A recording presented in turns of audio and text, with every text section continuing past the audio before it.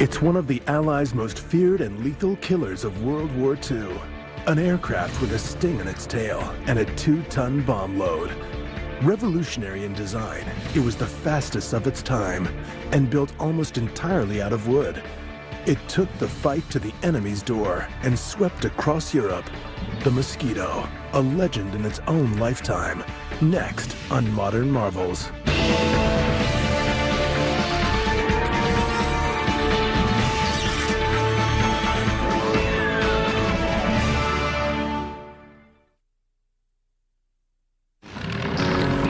The best aircraft are often the fastest. The pursuit of speed has been part of the appeal of aviation from its earliest days. And often it is the most innovative and radical designs that break speed records. The Lockheed Blackbird uses new metals that came out of the space race and flies at over 3 times the speed of sound.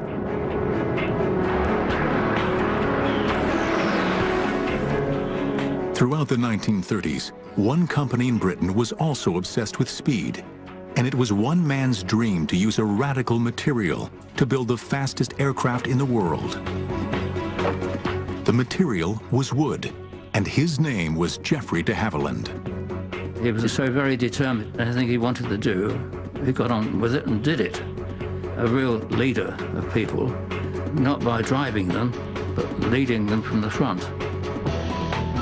As early as the 1930s, de Havilland knew that lightweight wooden aircraft were the key to greater speeds. In 1934, his twin-engine Comet won the London to Melbourne, Australia air race. With speeds of over 200 miles per hour, the aircraft flew halfway around the world in just 77 hours. A ship would take 4 weeks. From his experience building the Comet, de Havilland visualized building a super-fast, high-precision bomber. De Havilland was convinced that with the rise of the German Luftwaffe in the mid-1930s and the terror they inflicted during the Spanish Civil War, Britain would soon need all the heavy-duty air power it could produce.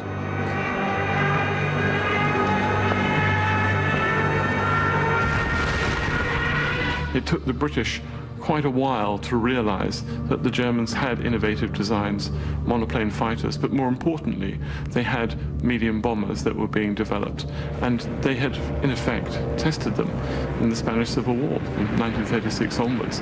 It's a huge wake-up call. At the time, the British Air Ministry believed that the future of bombing lay in huge, heavily armed conventional bombers, such as the Lancaster and Halifax. Radical new designs of lightweight aircraft were ignored. But Geoffrey de Havilland was not deterred and continued working on designs for his new bomber. His goal was to construct a cheap, easy-to-build aircraft powered by 2 Rolls-Royce Merlin engines. It would have no guns, no armor plating, could carry up to 4,000 pounds of explosive, and reach a speed of nearly 400 miles per hour, faster than any other aircraft in the world. But the most amazing concept was to build a warplane made entirely of wood. The aerodynamicists and the military men at that time ridiculed the idea, asking, how can you build a modern bomber out of wood? How would it carry bombs? And how would it protect itself? But de Havilland was prepared to answer. It wouldn't need to protect itself. Its defense would be speed. As for strength, pound for pound, timber has similar structural properties as aluminum and steel. There's a shortage in Britain in the late 1930s of metal workers, of people skilled in the new technologies of fighter airplanes, of bomber airplanes. What you did have, though, was a nation of cabinet builders, of woodworkers, of individual small craftsmen.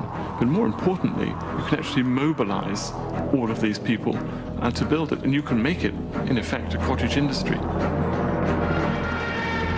September 1939.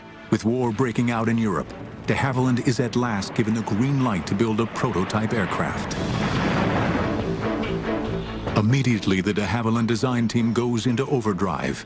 Led by Ronald Bishop, they move into a 17th century manor house called Salisbury Hall. This remote house was chosen to keep the new aircraft away from prying enemy eyes. By October 1939, work begins by building a mock-up aircraft in the manor's enormous kitchen. A hangar disguised as a barn is constructed at the western side of the moat. We were working often periods of time, 6.5 days a week, and at some periods from 7 o'clock in the morning till 7 o'clock at night. But they are racing against the clock. In the spring of 1940, Germany conquers France, and the British Army is swept off the beaches of Dunkirk. The Germans are poised for an invasion of Britain. Every effort is focused on holding off the Germans, and de Havilland's Wonder plane seems destined to never leave the drawing board.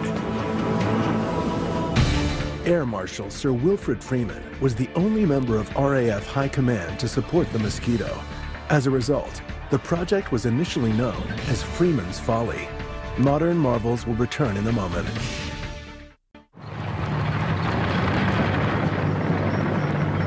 June 1940, the German army has advanced to the shores of the English Channel and is getting ready to invade Britain. In just 6 months, the Nazis have conquered Poland, Norway, Denmark, Belgium, and France.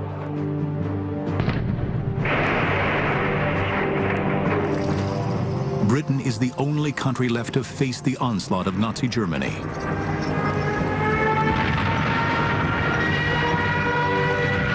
With Britain fighting for its life, priority is given to production of existing types of combat aircraft. Geoffrey de Havilland's radical new wooden bomber looks condemned to be scrapped. But de Havilland is not a man to take no for an answer. So Geoffrey's words are, well, they may not want it now, but they will want it. De Havilland persuades the Air Ministry to let him continue as long as he does not use any of the vital materials required for the war effort. Throughout the summer of 1940, as Britain fights for its life against the German Luftwaffe in the Battle of Britain, de Havilland and his team work on the wooden bomber.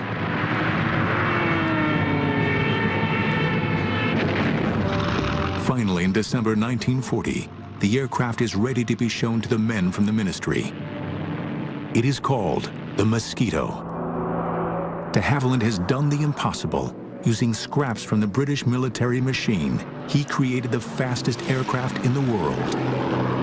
We knew it would fly. We were absolutely confident it would. And the question is how much better than the Spitfire it would be. Of course, we said it would be, and it was. 20 miles an hour faster. The Air Ministry is so impressed with its performance that they place an order for 150 Mosquitoes.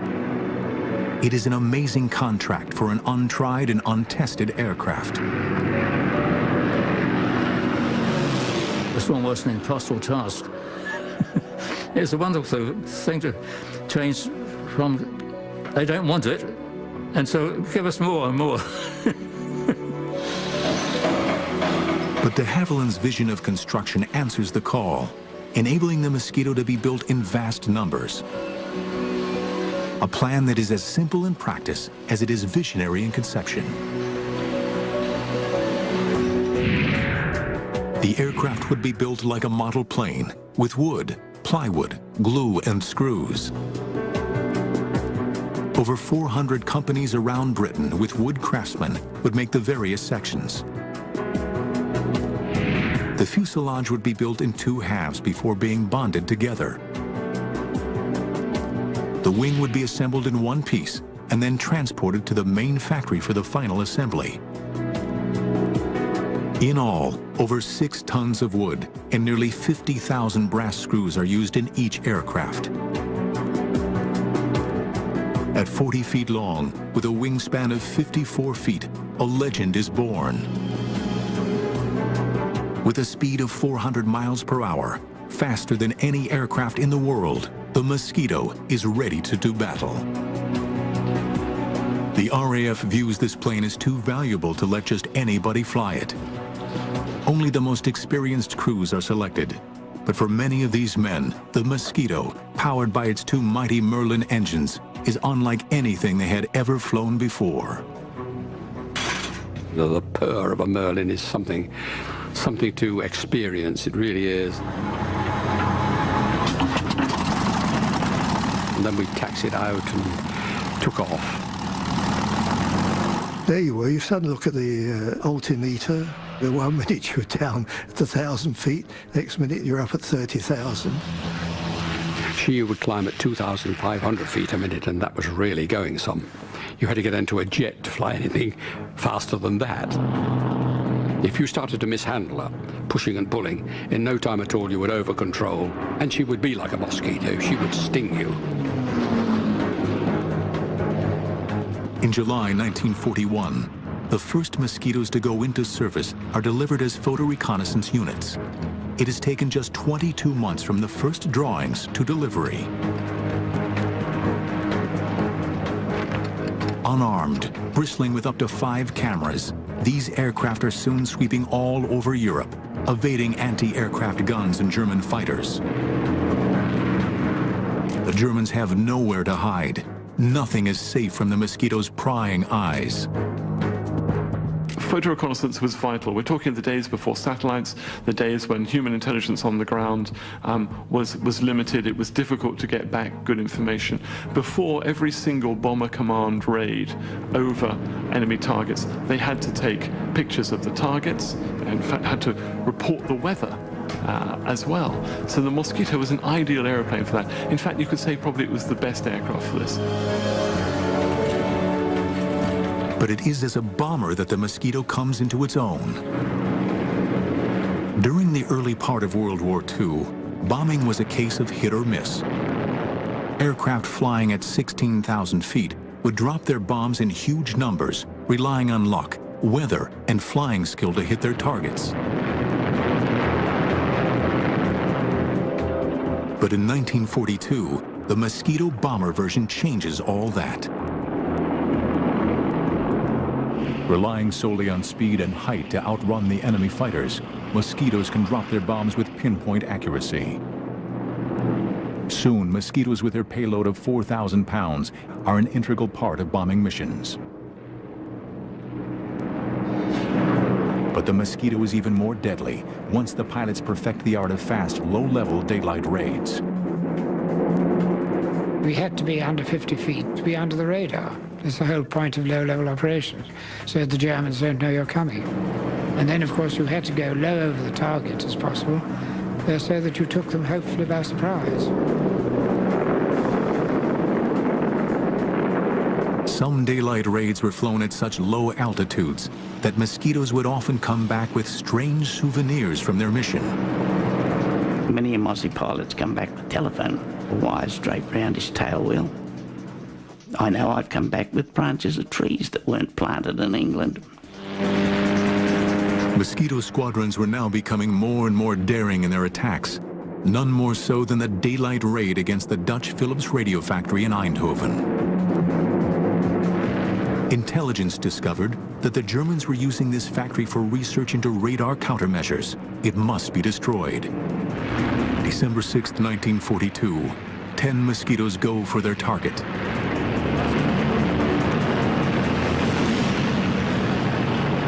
We went low level down the Scheldt estuary into Holland. And then just then we were approaching a place I think called Turnhout. And at that point we had to climb up to 1,000 feet. And then we turned to port, and up came the factory and went down in a screaming dive and dropped our bombs straight into it.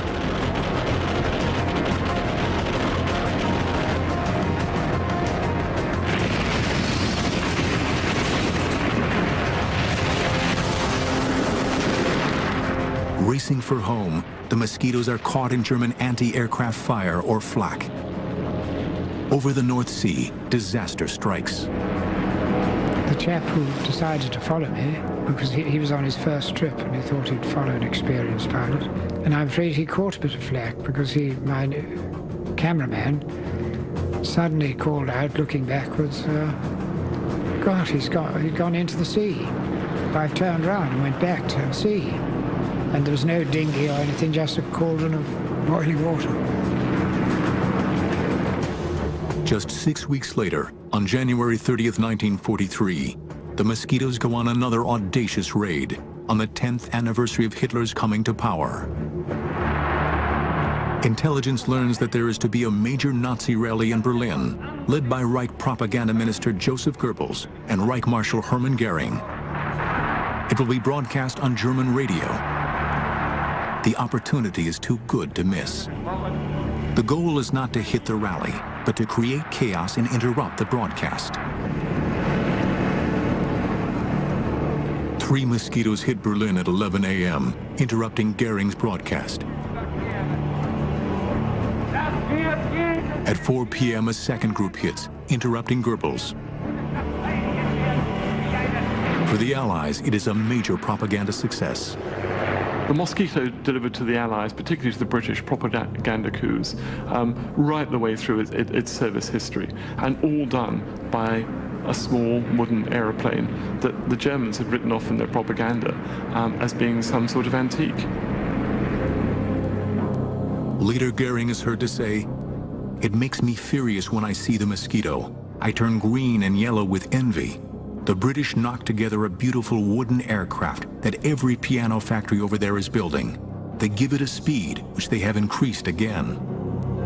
But if the Mosquitoes were spoiling Goering's day, the Allies know that to spoil the Nazis' day, the Mosquitoes are going to have to bomb Berlin again and again until they smash it into submission. In an era of metal planes, the Mosquito excelled in so many different combat roles that it was nicknamed the Wooden Wonder. Modern marvels will return in a moment. Since entering service, the wooden Mosquito has been thrown into battle with devastating results. Whatever role it is asked to do, the Mosquito answers the challenge, always ready to take the fight to Hitler's doorstep. By mid-1943, the Mosquito is bombing Berlin on such a regular basis that the missions are referred to as the Berlin Express. But for the Mosquito crews, nothing is ever just a routine mission. We would take off after the Lancasters, perhaps 2 hours after the Lancasters had gone. And it was at that time that I really felt lonely. It was a very lonely feeling. And it was at that point that you could start thinking about what you were doing. You had to rely entirely on the navigator who had radar aids and things like that. But then with the night closing in on you, you suddenly became to realize that you'd left your homeland behind and you were heading for you knew not what. After 2 hours, the much faster Mosquitoes catch up with the slow lumbering Lancasters heading for Germany. Flying at 25,000 feet, the Mosquito crews look down on the procession of bombers 7,000 feet below them. And then you would probably be treated to a sight you would rather not see, which was the German night fighter force intercepting the Lancasters. I mean, it's true to say that once the German night fighters found the bomber stream, they didn't let go.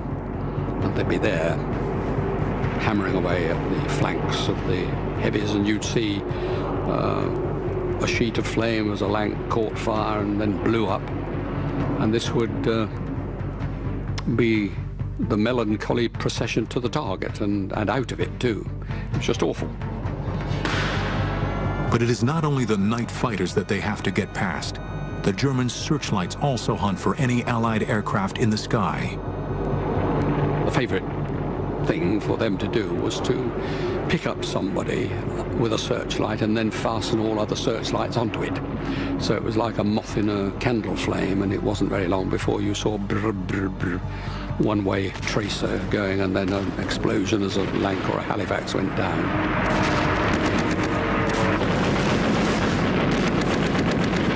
Suddenly, the most frightful glare suddenly hit the cockpit, and this blinding light, and I realized what it was, but at the same time, this bloody tracer came shooting past. So I just dived and twisted, and I got out of it. You could twist and turn if you wanted to, but generally speaking, they would hold you as you twisted and turned, follow you. The way to get out was in a dive, so you could do a screaming dive and quickly fly away.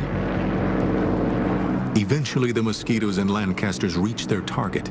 Having dropped their bombs and taken photos, they then have to fly back through the searchlights before they reach Britain. For the crews that make it back, the RAF finds a way of protecting them from the horrors of war. People came back shot up, and one thing I did notice about the bomber airfields, of course, no one was ever sick. You never saw an injured man around the place. If people arrived wounded, he'd be quickly spirited away. Everybody next day was there, booted and spurred and smiling. Nobody was dead, or if they were dead, they weren't there anyway. One squadron flew nearly 200 missions within a year, and Mosquitoes bombed Berlin 220 nights in a row.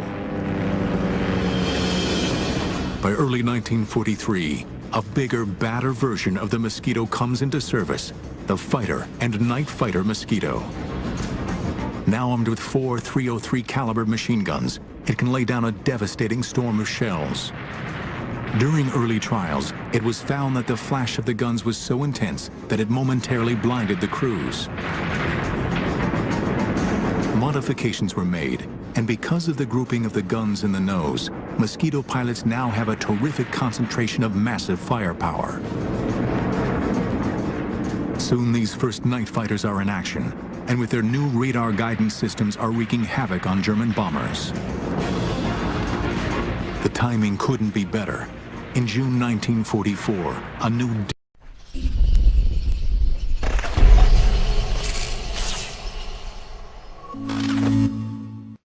devastating weapon hits Britain. After D-Day, as Allies were fighting to gain a foothold in Europe, Hitler unleashes his new terror weapon, the V-1 flying bomb.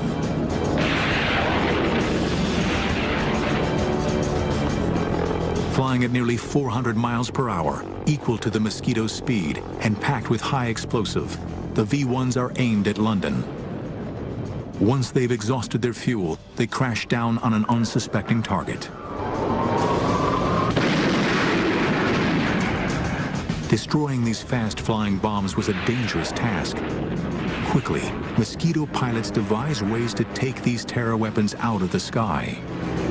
They would try and get some height and then swoop down on it and shoot it with cannon. But obliterating a terror weapon could be life-threatening in more ways than one, as one pilot found out. And he squirted at it with his cannon, but he was a bit too close and it flew to bits. And a bit of it came in through the front and pierced the dinghy that he was sitting on. It inflated in the cockpit, so up he came off his seat and up towards the roof.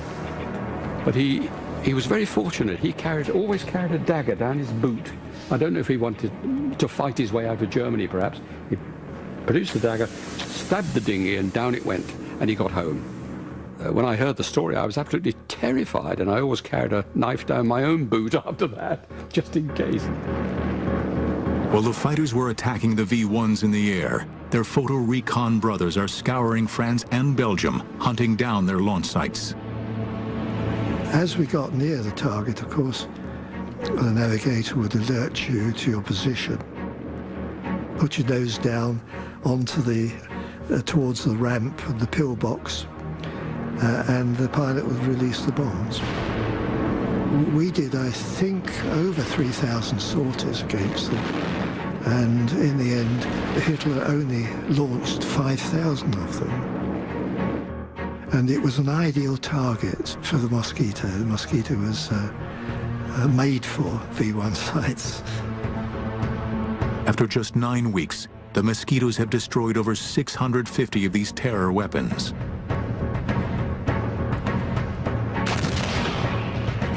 But the Nazis are not beaten and are fighting as ferociously as ever. Once again, the Mosquito will go into harm's way on one of the most daring and ingenious raids of World War II.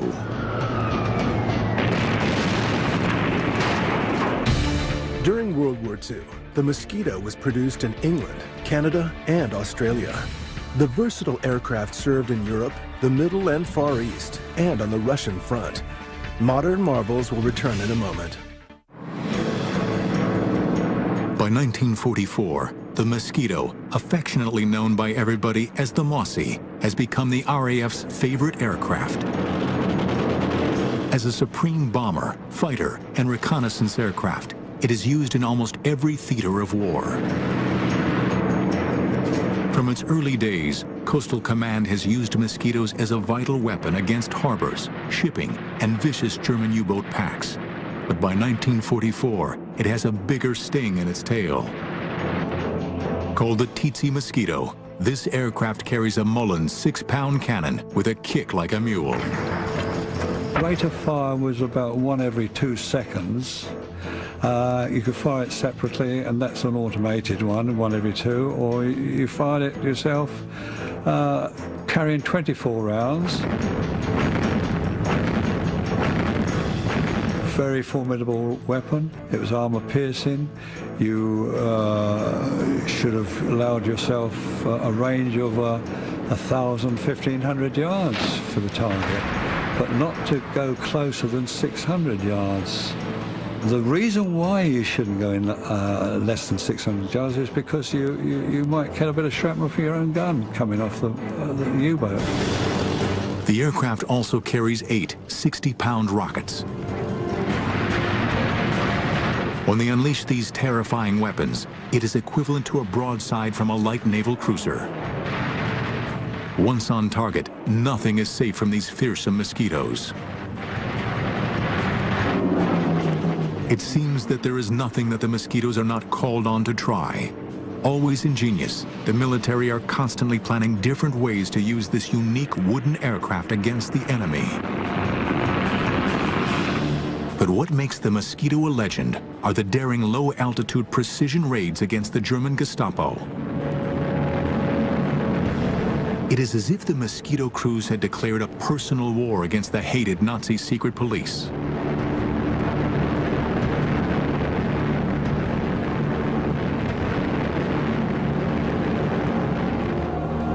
Since the early 1940s, the French resistance network has been a major thorn in the side of the German occupation. Its aim was to sabotage the Nazi war effort. By 1944, hundreds of these resistance fighters are imprisoned at the notorious Amiens prison in northern France. Word reaches the Allies that on February 19th, 200 French men and women would be executed. An ingenious plan is hatched. Mosquitoes will bomb the walls surrounding the prison so that the resistance fighters can escape. It is called Operation Jericho. The main prison layout is in the shape of a crucifix and surrounded by a 20-foot-high, 3-feet-thick wall topped with broken glass. Located at the end of a long road, the prison is surrounded by open, flat countryside. The timing of the raid is essential to its success. It must be midday when the prisoners are in the yard and the guards are having lunch. Equally important is precision. Great care has to be taken that enough explosive is used to smash a hole in the outside wall without destroying the prison and killing the inmates. When told of the danger, the resistance fighters reply they would rather die from RAF bombs than by a German firing squad. On the morning of February 18th, the Mosquito crews learn of their target. We went into the briefing room around about 9:30, 10 o'clock in the morning, and on the table was a mock-up model of the Amiens prison, and we were told we were going to try and breach the walls and give the prisoners a chance to escape. The attack, timed for exactly noon, consists of 3 stages. One squadron was briefed to breach the walls, in other words, to toss the bombs or fly very low level and put the bombs at the base of the walls, if possible. The second squadron were to come in at 12:02 when the guards had gone to lunch and bomb the dining hall, mess hall, anything they could lay their hands on to keep the guards under control. In case of the first squadron not breaching the walls completely, or the second squadron not doing the guards' quarters, etc., then the third squadron would bomb the whole prison. As the crews wait for takeoff, it looks as if the raid might be called off. The weather has closed in, and all aircraft are grounded.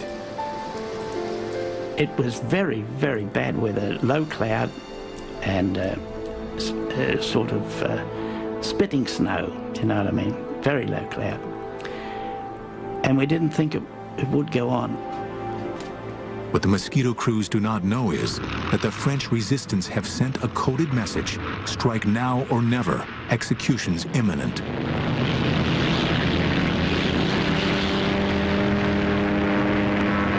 At the last possible moment, with only 2 hours before the deadline, 18 Mosquitoes armed with 500-pound bombs take off in conditions worse than most of the crews have ever encountered. We climbed through the cloud, and above the cloud we just joined up and went back down onto the sea level across to France. Flying in 2 groups and at almost 0 feet, they sweep across the English Channel. Amazingly, as they approach the French coast, the weather improves. It seems that luck is on their side. When we got to France, it was covered in snow, of course, but it was clear. And we flew around and we picked up the road from Amiens to Albert. Long, straight road. And we settled down for the run in. In the fields around the prison, French resistance fighters anxiously search the sky, waiting for the Mosquitoes to help their colleagues escape. We could see the prison ahead. And we got down very, very low indeed. And we were coming down to around about 190, 180 knots. With only minutes to go, and with the Germans completely unaware, the Mosquitoes approached the prison. We opened our bomb doors about a mile from the prison, flying at about 10 to 15 feet. And we had to pull up to go over the walls. We let our bombs go, and they went through the base of the wall. I turned to starboard, and as I looked down, I saw the startled face of the machine gunner in the little cupola on top of the prison. We looked at each other, I suppose, and then I was down onto the deck in loose formation following the wing commander. The raid is a success, and the Mosquitoes have pulled off an amazing feat of courage. 255 prisoners escape, but 37 are killed in the attack, along with 50 German guards. The Gestapo retaliate. 260 prisoners are killed in reprisal. But the raid is a wake-up call to the Germans. As far as I can see, this was a brilliant piece of precision bombing. The first flight took out the walls, blew in the doors, allowed people to escape. The second flight took the walls down. In fact, they didn't need the third flight.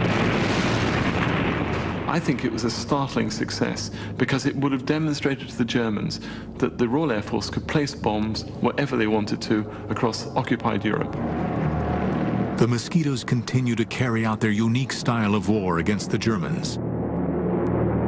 They operated deep inside occupied Europe.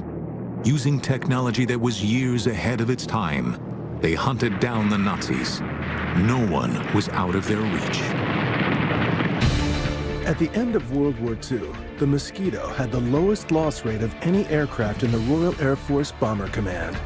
Modern marvels will return in a moment. Throughout the long and bloody conflict of World War II, the fast-flying wooden Mosquito was always at the front of battle, always taking the fight to the enemy. But it was the Americans that came up with yet another novel use for this versatile aircraft. Late in 1944, the OSS, the Office of Strategic Services, a forerunner of the CIA, took over 5 Mosquitoes to work with their agents in occupied countries. Because the war was moving so rapidly, intelligence had a hard time knowing exactly what the enemy was doing. Only agents behind enemy lines could supply this information. It was vital that these agents get this information across enemy lines. Using Morse code was not an option, as the Germans can easily detect it. They needed something else. 2 American scientists had developed a transmitter that enabled an agent to talk to an aircraft. Called the Joan Eleanor system after one of the scientists' wives, it was an early version of the cell phone. By transmitting on a waveband so narrow, the Germans would have to be within 50 feet of the agent to detect him. But the ingenious part of this plan was the Mosquito. It could fly undetected along a predetermined 150-mile line, listening for the agent's message. Inside the Mosquito is an OSS operative. Within the fuselage, there was hardly enough room to move, and I was sitting almost on top of a big fuel tank. The petrol in there would expand and would come out on a special valve, and I could see it down there bubbling, and that was petrol. When you switched on your suit, you always expected a spark, boom. But we were so high that there was very little oxygen in the air. When the Mosquito reaches the area, the OSS operative can begin calling the agent. This is 5278, 5278, calling Z313131, and then wait for him to say, yes, I'm here, and give me the answering code. Sometimes, the Mosquito will fly along the designated route for hours on end before the agent answers. When you heard them, it was exciting. It was, look, I've got him finally. Confirmed who he was, and his short messages would be such and such a unit is there, and they've going west on highway number so-and-so, and it's 2 battalions or whatever it is, and and we could get it back in 3-4 hours. But many times the agent never answers. Sometimes they cannot find a safe place to transmit from, and sometimes no one even knew the planes were there. Well, when time was up, the pilot knew just how much petrol we had, we'd turn around, go back. For a long time, the Mosquito had been the weapon of choice as a pathfinder for the bombers. But as a low-altitude marker, it was second to none in helping annihilate the German war machine in France. To enable precision bombing and reduce civilian casualties, the Mosquitoes flew with the squadrons of heavy bombers. As they reached their drop zone, the bombers dropped flares which illuminated the sky, and the Mosquitoes dove down to identify the individual targets. So 4 of you were coming in, and the rule was that the first one who saw it called tally-ho, just that. You then positioned yourself and dived on one end of the target. And when you judged that you were at the right position above the ground, which was probably at about 1,000 feet, you were coming down at quite a speed after all, you pressed the button and away went 4 500-pound markers, and down they went, and made a great blob of red on the ground. You got the hell out of it. Only when the target was ringed in red marker bombs did the leader call up to the oncoming bombers.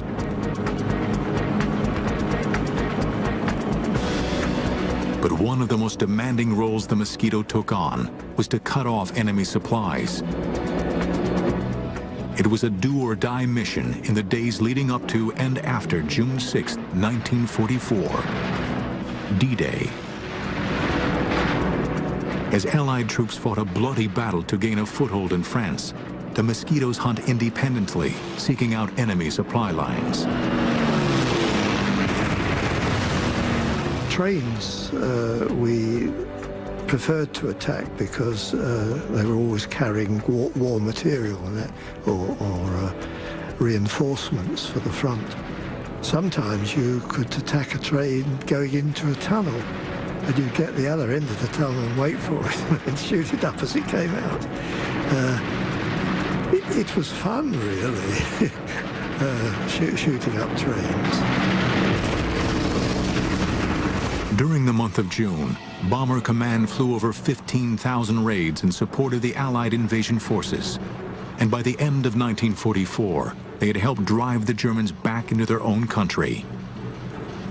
Finally, on May 2, 1945, 2 days after Hitler's suicide in Berlin, 126 Mosquitoes took part in the last raid of the war in Europe. Their target, the German port of Kiel. Within 2 hours, the city was reduced to rubble, a grim legacy to the destructive power of the wooden wonder. The aircraft that was initially greeted with scorn proved to be no joke. It was one of the most feared and lethal killers of World War II. Over 7,700 were built, and over 40 different versions had served in all theaters of World War II. To the men who had flown it, the Mosquito was second to none. It was a love affair, and I thought, well, when I finished flying, that was it. I never flew another aircraft again after the Mosquito. Never. It's wrong, really, to say it was a legend, because the legend suggests it wasn't real. I mean, the Mosquito was certainly reality. But it was a lovely aircraft, beautiful aircraft to look at, marvellous aircraft to fly. Well, in many cases saved my life, but I mean, I think the Wooden Wonder, it's been used before, but I think the Wooden Wonder really sums it up. It was.